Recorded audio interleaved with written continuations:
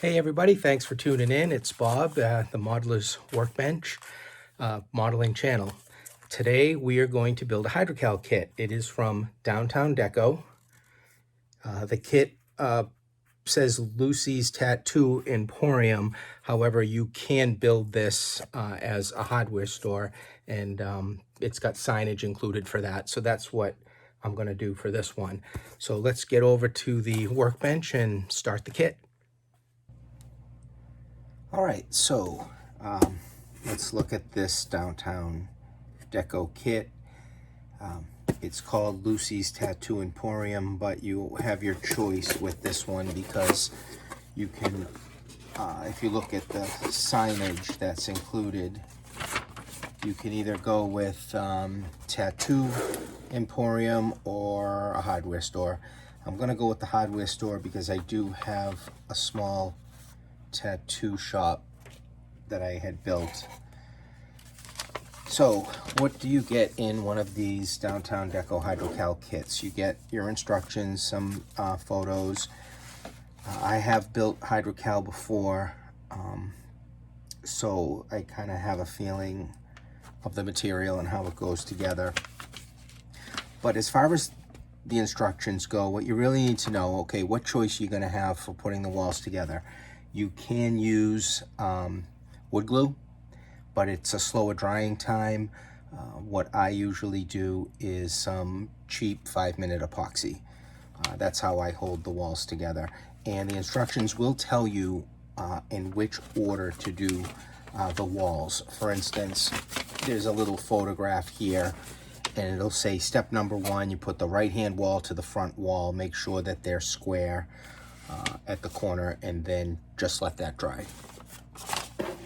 So in the kit we also get some windows. They look like Tichy, looks like a Tichy fire escape in there. Also some glazing for the windows, some black paper for the roof, and a piece of styrene for the roof.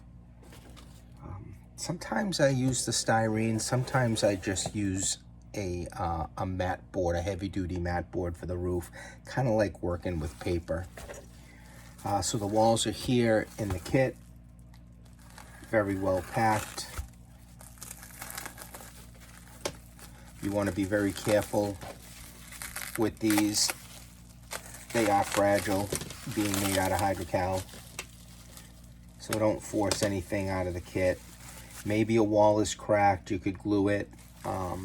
Randy Peprock, the owner of the company, says if a wall's cracked, let him know, he'll mail you out another one. It's not a very big kit, rather small. I like these small little kits for the layout, tuck them here and there. You can see what's really kind of cool about Hydrocal for this brickwork is that it really looks like brick when you're done and you paint it up. Really looks nice. We have another wall here.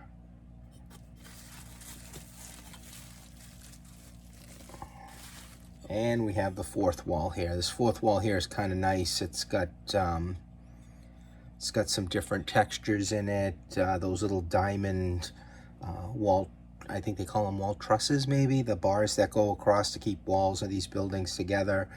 You will be able to see some detail of some repair work made with probably concrete.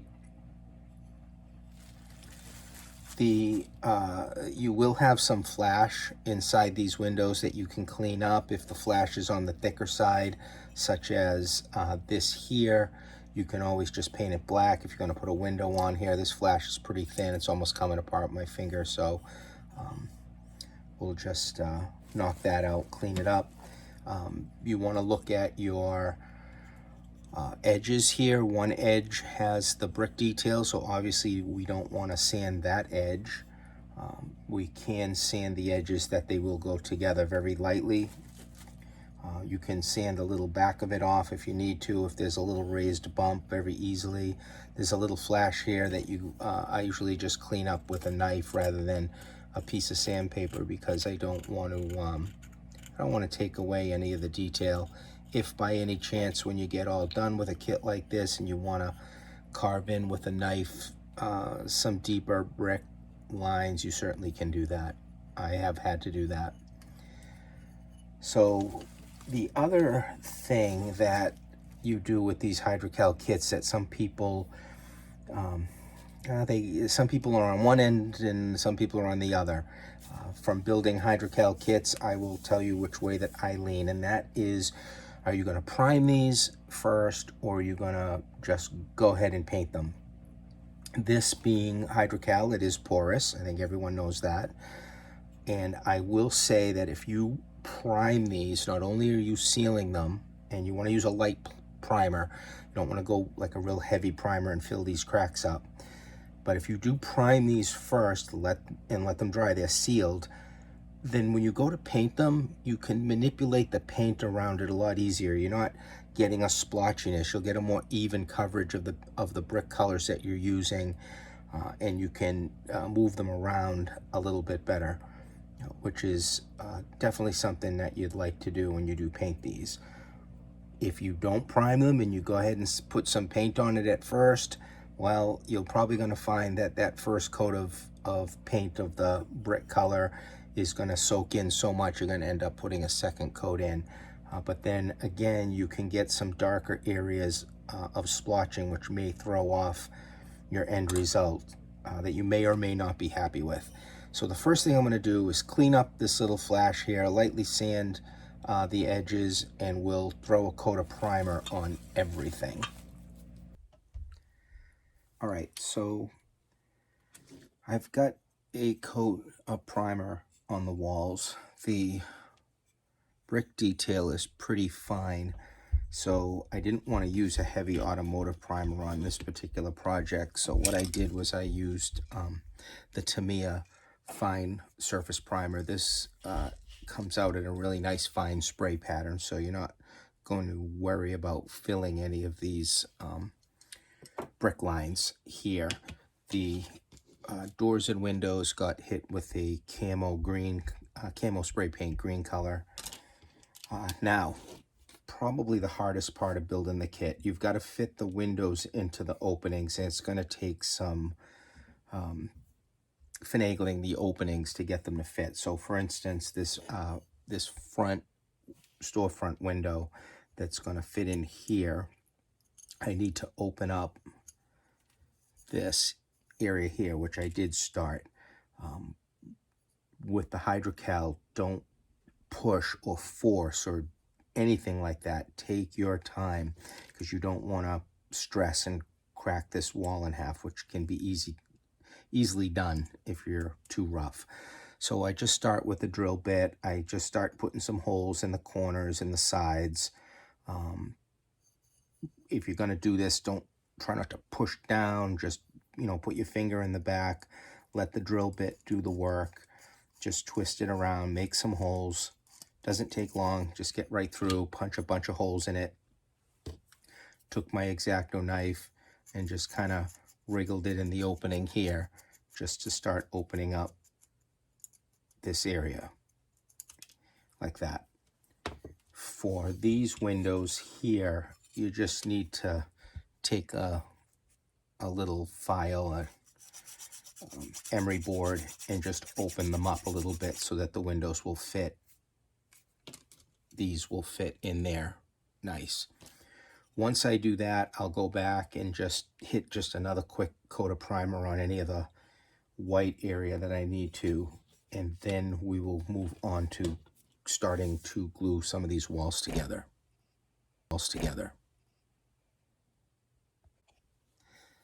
Okay, so I opened up all the openings that I want to open up for the windows and doors to fit in. The instructions tell you got to follow the order of these walls going together. So the first order is going to be this right-hand wall that is going to be epoxied to the back of the front wall. I'm using this tool here that I got on Micromark, which is really nice for gluing walls together, at making sure that they're at a 90-degree angle. It's nice and heavy. I did sand just a little bit of this edge to get a match just as close as I really want it to. Don't worry if you've got a little bit of gaps here. in there going down the line. Don't make it perfect. Don't really force it. Just gentle, put them together. We're going to fix any openings that we see after. So I did mix up some 5-minute epoxy, just a little bit. It's going to go off relatively quickly, so it's only been about a minute or so since I mixed it.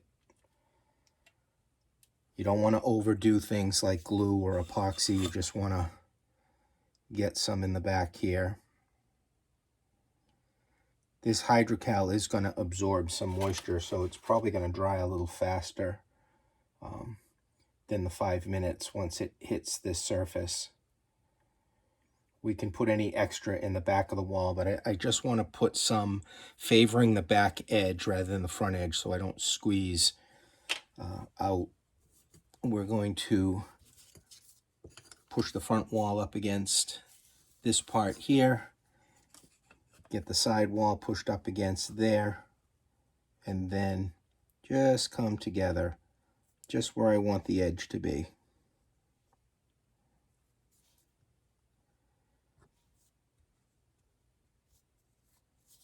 So it's definitely stuck a little bit. That's all I really want to start. Make sure we're not throwing a whole bunch out the back end. So we're not going to epoxy this to the steel here. But if a little bit's there, we should be able to break it off. So again, you'll have a little bit of time to finagle it. We want to get as close as possible to this. Just get that edge, this edge just behind that wall there.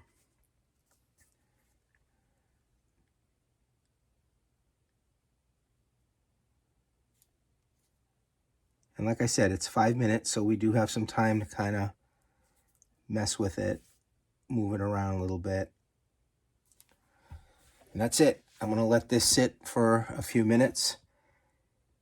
Once I glue all the walls together, then we'll deal with these cracks that we may have, the space between the walls when they glue together. I'll show you how we do that.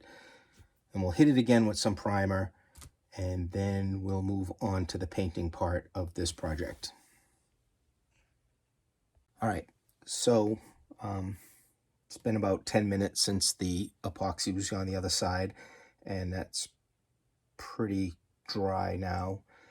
So I moved on. The next step will be this other side wall. Same type of thing that I did. I took the edge of this wall here and just kind of block sanded it enough to get it as close as I could. You are going to have a little bit of a seam here. Again, we're not looking for a tight, perfect fit with this Hydrocal. We want to get it as close as possible. I'm more interested in getting as close as I can where the bricks hit the bricks and not so much where the storefront hits the bricks. But again, we're gonna hide this even more after we're done. What's more important is that we get it square. So I'm using a square here. This block will just keep this wall from moving side to side, and it's only going to be a few minutes before that epoxy stiffens up. And again, I'm just getting the edge here, just on the edge there, just maybe just a ever so slightly behind it. I would rather have it just ever slightly behind than forward, because when you face the model from the front, you'd be able to see that. And you can use your finger, your thumb, just to kind of get them to match up. And again, that epoxy goes off relatively quickly because it is a 5-minute epoxy.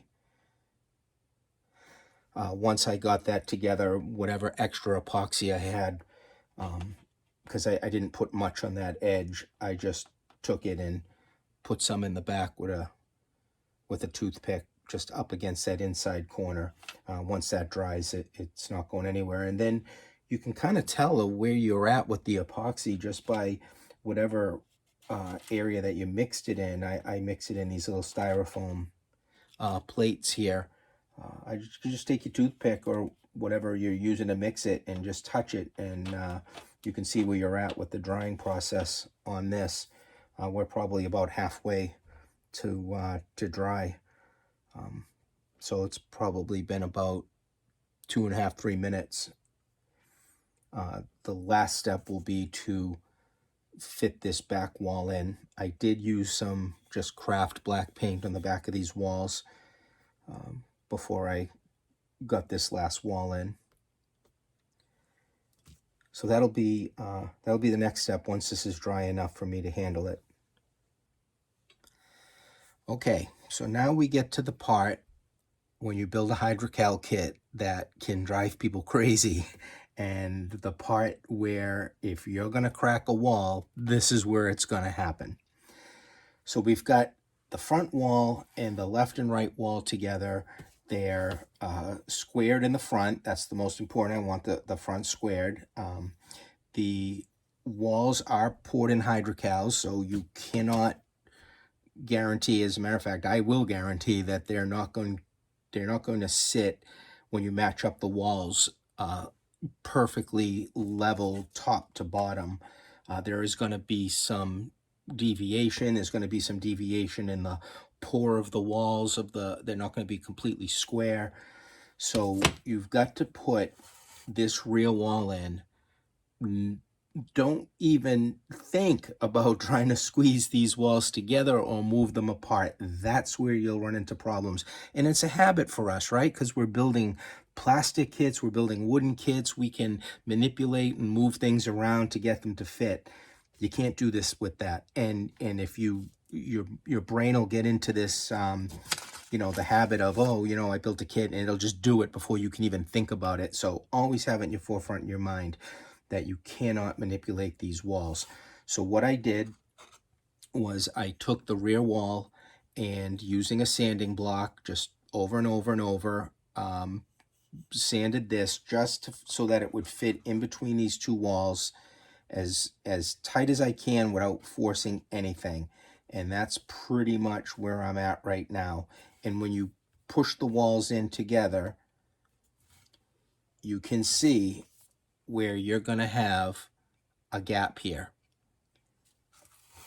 And that's it. Just put them in. We're going to epoxy them from the back. And then we're just going to let that gap stay here, because we're going to have to fix that gap when we're all done, rather than trying to get this thing to close up.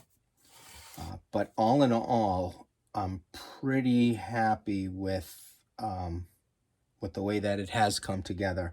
And again, you're not going to have this perfect square like with this plastic kit. I squared up all the walls, and I can get pretty close to perfect square shape with the roof in, and it's just not going to work with these kind of kits. So the next step, mix up some more epoxy. I've got this back wall just kind of slid in there, and we'll epoxy it from the inside corner. We'll get some epoxy put in there. We'll wait till that dries, and then we will go ahead and take care of these seams.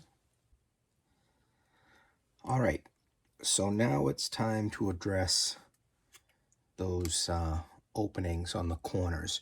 What you want to do, take some painter's tape, masking tape, and go right up to the edge of the wall where you've got that opening here and here. This one's pretty tight.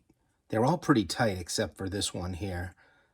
But again, I kind of expect that to happen because I built these type of kits before, and I always seem to have one corner that doesn't really come together as tight as you'd want it to. What I'm doing now is I'm mixing up some of this Easy Sand 5-minute patching compound. You can use joint compound, but joint compound sometimes takes too long for it to dry to my liking. So I just go right for the plaster. You can use some hydrocal if you have that. If you've got plaster of Paris, you could probably use that, I'm sure. Plaster of Paris a little on the softer side. this seam is not very big, so I don't have a problem with using just this little patching plaster. And it dries fast.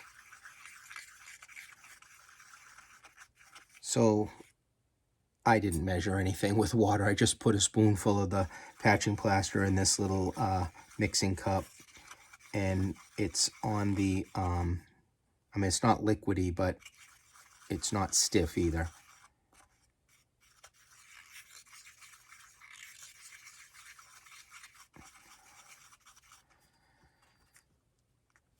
And it's not going to take much to fill this. And I just take the plaster and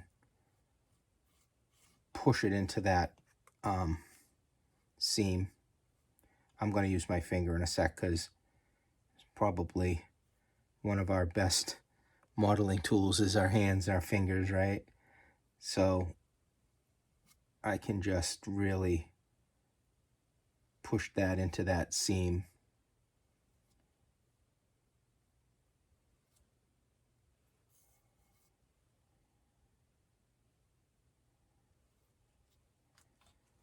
And we'll do this one here.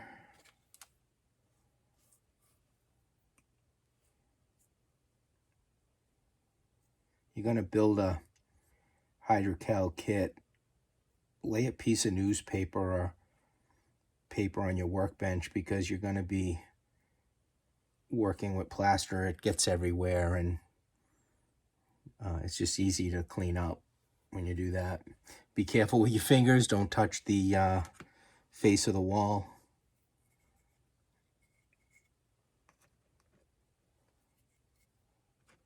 These front seams aren't very big.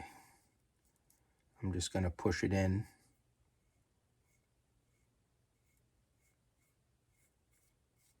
Like that. And then we'll just do the last side here.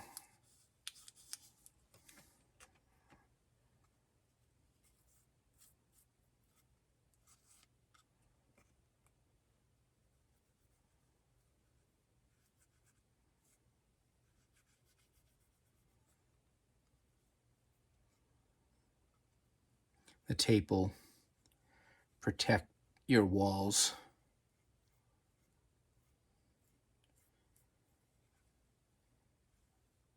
When we get done with this, when it's dry, if you feel that you need to put a little more plaster in, you can always go back and do it again.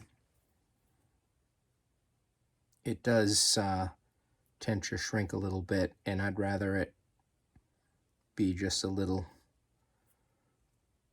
proud of the seam, just a little bit. That's why I'm putting some extra on here. It's starting to set up already. It's getting stiffer, the mixture.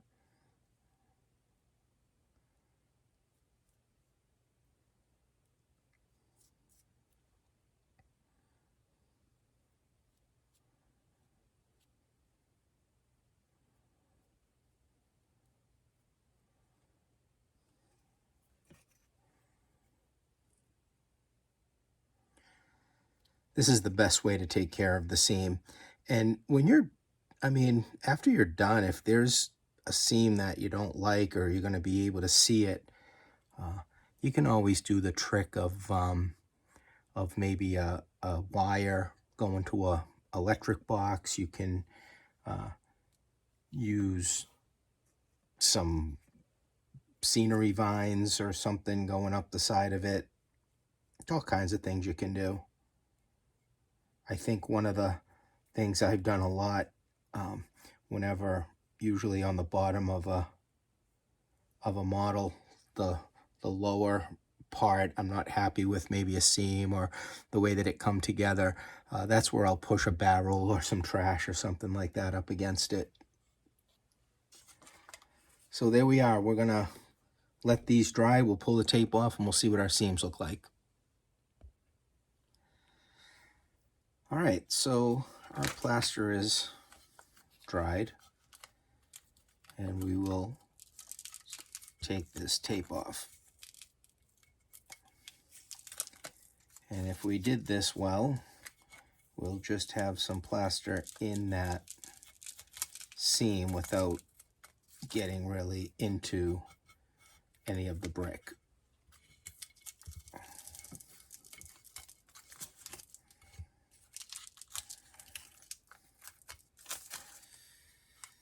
All right, so you can see where we filled in just that seam without being too messy.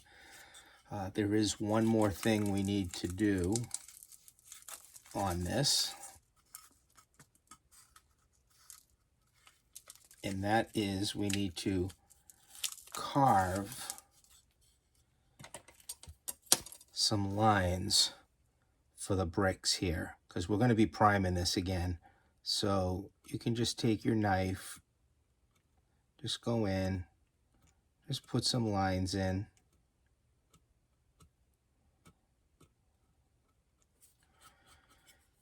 And then when we, actually I'll probably just take some of this plaster down a little bit closer to the wall. There we go. And we'll just put some lines in with the number 11 blade. I don't have to go too crazy here, just a little bit of carving. And when we prime that, we should get this seam to disappear pretty well. So let me work on all of these seams and then we'll get this thing primed again. Okay, so did the patching, did a little bit of cleanup with the X-Acto knife just to get a little lines in there. And this is what we've got left. So this is our back with our filled seams here. I did put another coat of primer on it. I'm not 100, too concerned with the back because I'm really not going to see it, but I still want it to look good. And the side that I was most interested in being clean is this one here, because this is the side that's the most interesting. It's got some lower basement windows with some stones in here. We got some larger brick stone in this closed opening window here. If you look real close, you can see some concrete patch on the top area here, and then a line going up here. So all of this needs to be painted. The first thing I'm going to do is come up with what I'm going to do for brick color. I think I really want to try to make this maybe a more yellow brick. I'm going to see what I come up with. And it's going to be craft paint, a mixture of craft paint. So let me go back to my paint stash and see what I can come up with to start painting these bricks here. So these are the colors I kind of grabbed. I got some raw sienna. There's one called deep ochre. I grabbed a Georgia clay, a bittersweet chocolate, and this one here, which is called Pueblo.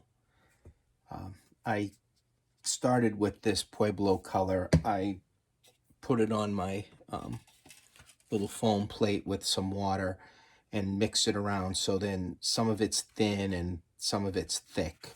And I think I'm going to use this for the base and then go ahead with some of the other colors, see what it looks like, and just tap it in. So this is the fun part of the build. I like doing this. This is going to be the painting. And like I said, I just did this backside with that color as a base. And no, I'm just putting this in here and moving it around. And this is what's nice about using the primer, is that you're not going to get any splotchiness where part of the plaster is soaking up differently than another part of the plaster. You can put this on and move it around, go a little darker in spots. So that's what I'm going to do now. I'll do any kind of fine detail work after this.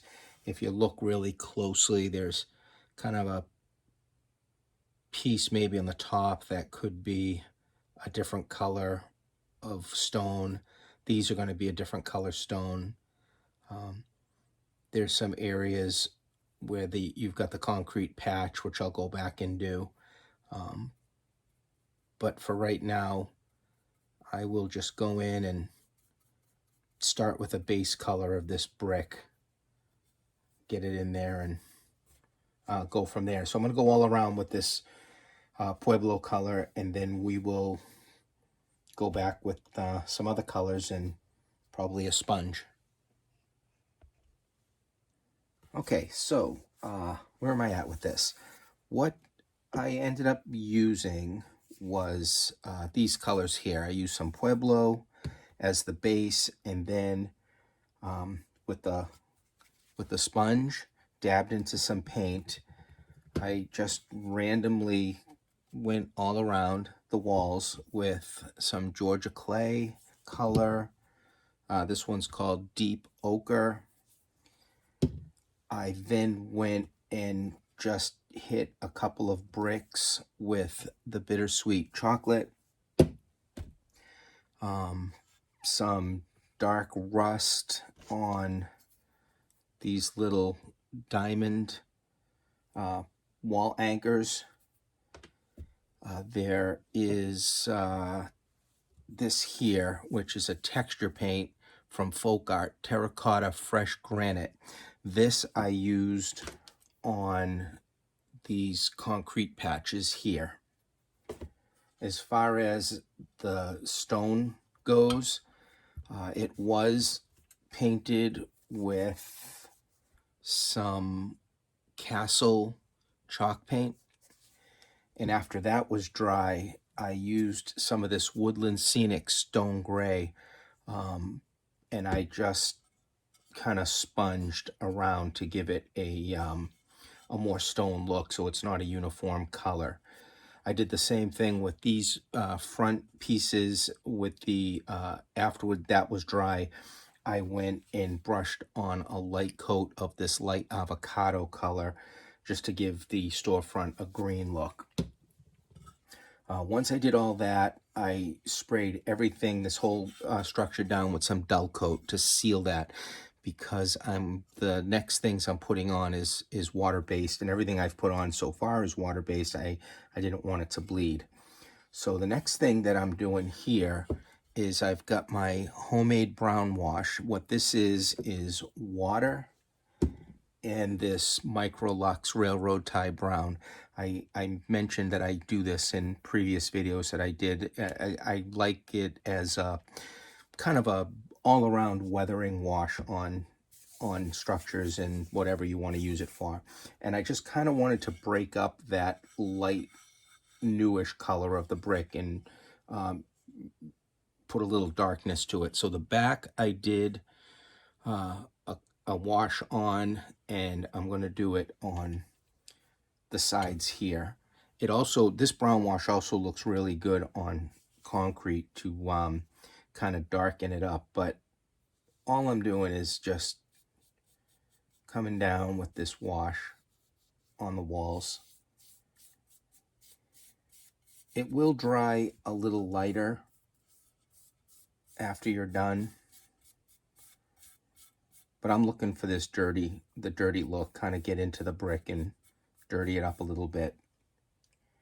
Every time I do a wash or a color of anything on the building, I need to go, after it dries, I need to go back and spray it with dull coat, because the final step is going to be the mortar.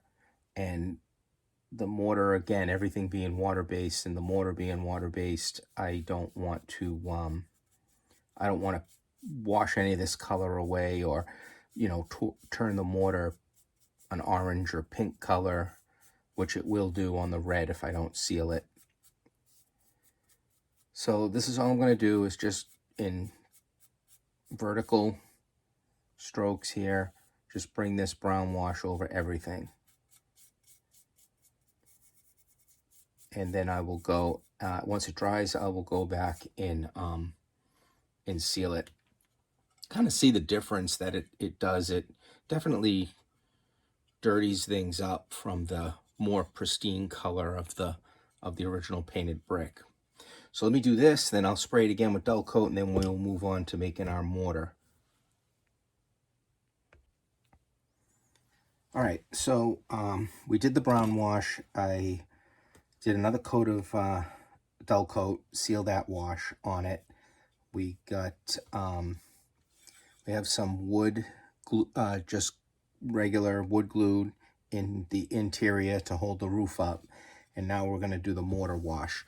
The mortar wash is that same patching plaster, except this time it's a wash. So a lot of water in it just to make it like the consistency of milk, say, is what it is.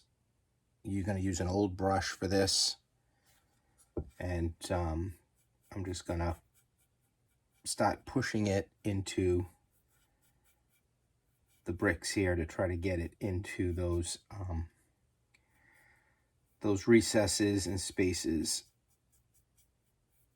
This is going to dry chalky, so it may not look like you're putting a lot on, but just go ahead and put an application in here and then let it dry, and then just take a look at it and see what you got. What's nice about things like this is that we can use some water and a rag afterwards and wipe the faces of this after it dries to get the amount of mortar lines that you want. And I'm only going over where the brick is.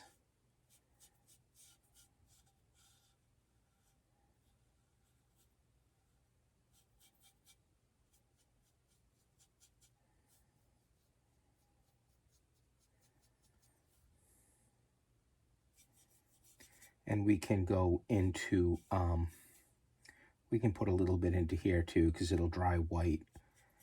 Kind of fade that stone down a little bit.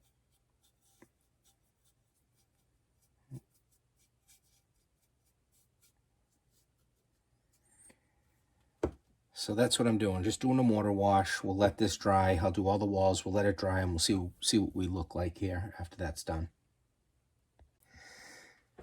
Okay, who else out there's workbench turns into an absolute mess when you're doing a project, right? Okay, so what did I do? We did that mortar wash with the plaster, wiped it off a few times until I was happy with what it looked like. I kind of like a lot more of the white on this particular building. So yeah, that's after it dried, and I did a few wipes with a damp cloth. I could probably do one more here and there. I've got the roof on, so rather than use the plastic that came with the kit, I just used some task board with black construction paper on it, and I will continue to weather the top of the roof. The only thing that's on there now is some dark gray paint and some sponging of this railroad tie brown on it. We'll do some more chalks. I've got a kit came with a little plastic chimney that I painted up and did a mortar wash. I haven't wiped it yet, so that'll have to go on. Maybe some pipes here or there. I decided to go with the hardware store, so I took the sign, mounted it on some very thin cardboard, lined it with some scale lumber that is stained. I'll probably put this sign below the window sills, probably on top of this little piece here, like that. I did go ahead and make the sign, that's the arrow for the hardware. This is supposed to get, well, the prototype photograph has it mounted way up here, but I don't like that, and I haven't decided whether or not I'll use it. I'll probably mount it lower on the building, kind of like that. All the windows are put in. The kit came with a fire escape. However, if you put the fire escape in the way that it's originally made, the opening for the ladder falls right under the door, so that wouldn't work. So I flipped it around for the opening to be out here, and then the ladder itself will then go through that opening. It'll be a kind of away from the door. So yeah, that's where I'm at with this. I did start to put some signs in it here and there. Probably run some wires for interest swooping down onto this here. A lamp, I'll probably put a lamp up over here. So yeah, almost done with it. Little Hydrocal Kit. You got to be real careful with these, you know. The more you handle it, the more you'll just rub some of the plaster off, and you'll be constantly touching this stuff up until you get it planted onto the layout. That's one drawback of the Hydrocal. So a few more things to do on this, and we'll call this kit done. All right, so I mean, kit's pretty much done, except for planting it on the layout and then, you know, details around it. But you can see pretty much finished. As far as this cable goes, what that is it is this soft steel wire that you can get at, you know, any big box store. And I brushed some of this super glue on it, which is you know, for bluing rifle barrels. You got this at Walmart. And once you brush some of it on, it's going to turn it black. Then you can put it in some water to stop the process, wipe it down. The same with this drain pipe here, which came in the kit. It's a soft steel pipe. I just dipped it in that super glue to blacken it. There's no paint on it at all. It's just blackened. I'll probably end up putting a lighted lamp on the side here. The other side, I had one of these in my stash, these little exhaust vents, so I put that on there. Some weathering powder along the bottom. I'm really not going to see the back because it's going to be up against either the track or something else on the layout. But that's it. That's a Hydrocal kit put together. Definitely different techniques that you have to do instead of from a wood and plastic kit. But they come out rather nice.